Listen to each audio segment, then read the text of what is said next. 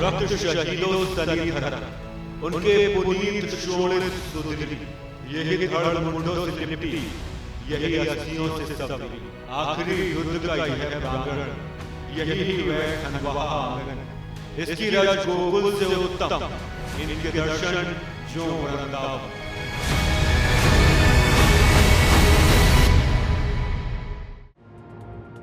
इतिहास महाराणा प्रताप की शौर्य गाथाओं से भरा पड़ा है। इतिहास के पन्नों से लेकर राजस्थान का कण कण महाराणा प्रताप के रण कौशल का गवाह है। लेकिन ये सवाल हमेशा से ही लोगों के मन में चुभता है कि जब हल्दी घाटी के कण कण में महाराणा का प्रक्रम झलकता है, तो फिर इतिहास में महाराणा का उल्लेख एक हारे हुए योद्धा के तौर पर क्यों होता है? इतिहास में क्यों दर्ज है कि महाराणा मुगलों से लड़े तो जरूर थे, लेकिन जीत नहीं पाए थे। आत्मसमर्पण तो नहीं किया, लेकिन शासन भी नहीं कर पाए। क्या ये इतिहास सही है या इसमें तथ्यात्मक गलतियां हैं? इस समय ये देश का ट्रेंडिंग सवाल है। 3 दिन पहले करणी सेना ने राजसमंद जिले के रक्ततलाई से वो विवादित पट्टी बदल दी जिसमें महाराणा प्रताप के पीछे हटने की बात लिखी थी। रक्ततलाई, जिसे बोलचाल की भाषा में खून की तलाई भी कहते हैं, बनास के दूसरे किनारे की ओर एक चौड़ा मैदान है। यहाँ शाही और प्रताप की सेना के बीच घमासान युद्ध हुआ था। इस युद्ध का नेतृत्व महाराणा प्रताप और मान सिंह घोड़े और हाथी पर सवार होकर परामर्श कर रहे थे। युद्ध इतना भयंकर था कि संपूर्ण मैदान लाशों से भर गया था। ऐसी स्थिति में संयोगवश प्रताप की सेना को पीछे हटना पड़ा था और युद्ध 21 जून 1576 को समाप्त हो गया। करणी सेना ने इस विवादित शिलापट्टी की आखिरी लाइन बदल दी और लिखा कि युद्ध इतना भयंकर था कि संपूर्ण मैदान लाशों से भर गया था। ऐसी स्थिति में मुगलों की सेना को पीछे हटना पड़ा और 21 जून 1576 को समाप्त हो गया। महाराणा प्रताप कोई युद्ध हारा ही नहीं। महाराणा प्रताप तो हमेशा लड़ा और आज भी महाराणा प्रताप की महानता के कारण, उनकी देशभक्ति के कारण, उनकी राष्ट्रभक्ति के कारण करोड़ों पर्यटक बाहर से आते हैं और हल्दी घाटी से एक मुट्ठी मिट्टी लेकर के जाते हैं और अपने देश में छिड़क करके ये कहते हैं कि महाराणा प्रताप जैसे वीर हमारे देश में भी पैदा हो। करणी सेना और राजपूत संगठनों की धमकी कह लीजिए या फिर बीजेपी नेताओं का दबाव, पुरातत्व विभाग ने वहां पर वह शिलापट्टी हटा ली है जिसमें महाराणा प्रताप की हार और पीछे हटने की सूचना दी गई थी। अब पुरातत्व विभाग का कहना है कि पुरातत्वविदों और इतिहासकारों की एक टीम बनाई गई है जो तय करेगा कि उस पर क्या लिखा जाएगा, उसके बाद ही नई शिलापट्टी लगाई जाएगी।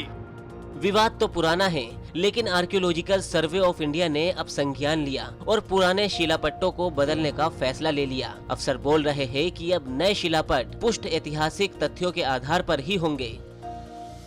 ये महाराणा प्रताप के स्वाभिमान, शक्ति, पराक्रम और स्वाभिमान से, विशेष रूप से स्वाभिमान से संबंधित है और उसी चीज को ध्यान में रख के इन सूचना पटों में परिवर्तन किया जाएगा।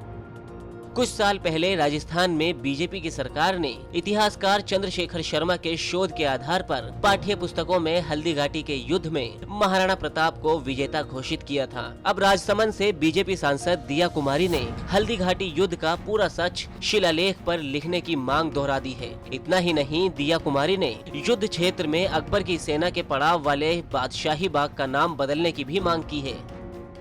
हमारे लिए बहुत ही वो गौरव का प्रतीक है।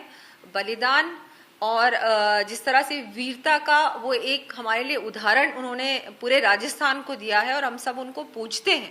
तो बिल्कुल अगर उनकी जीवन से कुछ भी अगर गलत तरीके से वहां पर कुछ भी ऐसा लगा हुआ था या गलत इन्फॉर्मेशन वहां पर हम लोग वहां पर लगी हुई थी, तो उसको तो बदलना हम सभी का कर्तव्य है और हमको एक रिस्पॉन्सिबल, मैंने तो अपना कर्तव्य निभाया। सही तथ्य ही पेश होने चाहिए। जो हमारे पास ASI की साइट पे या हमारे लिटरेचर में जो हमारी बुक्स जो हमारे पास अवेलेबल है उसमें जो तथ्य हैं वही तथ्य आने चाहिए जनता के सामने। सवाल यही है कि क्या इतिहास को बदलकर महाराणा प्रताप को कमतर आका गया? क्या महाराणा प्रताप की गौरव गाथा अब तक अपने हिस्से की जीत की मोहताज रही है? कुछ समय पहले राजस्थान के एक इतिहासकार ने, चंद्रशेखर शर्मा ने शोध पत्र जारी किया था। इसके बाद महाराणा प्रताप हल्दी घाटी युद्ध के बाद जमीनों के पट्टे जारी करते रहे।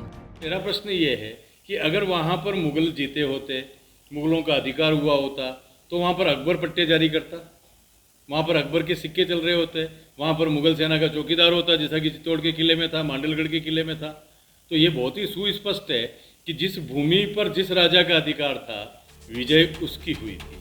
सवाल ये है कि एक हारा हुआ शासक पट्टे कैसे जारी कर सकता है। हल्दी घाटी के युद्ध की जीत हार के रिकॉर्ड पर विवाद चल रहा है, लेकिन इस पर कोई विवाद नहीं कि महाराणा का संघर्ष मुगलों के खिलाफ छापामार युद्ध की शुरुआत थी। यानी मैदानी इलाके में मुगलों की जबरदस्त ताकत पहाड़ियों में बोनी हो जाती थी, और जब पहाड़ जैसे इरादे वाले महाराणा प्रताप से मुगलों का सामना हुआ तो मुगल 6 साल की लंबी लड़ाई में उलझ गए। इतिहासकार ये दावा भी करते हैं कि युद्ध के बाद के कुछ वर्षों में महाराणा प्रताप ने कुंभलगढ़ समेत तमाम क्षेत्रों पर वापस अधिकार हासिल कर लिया था। खुद अकबर के दरबारी इतिहासकार लिखते हैं कि महाराणा ने कभी भी हार नहीं मानी, महाराणा कभी नहीं झुके। राजस्थान तक के लिए उदयपुर से प्रताप सिंह राठौड़ के साथ एडिटर शरद कुमार की स्पेशल रिपोर्ट।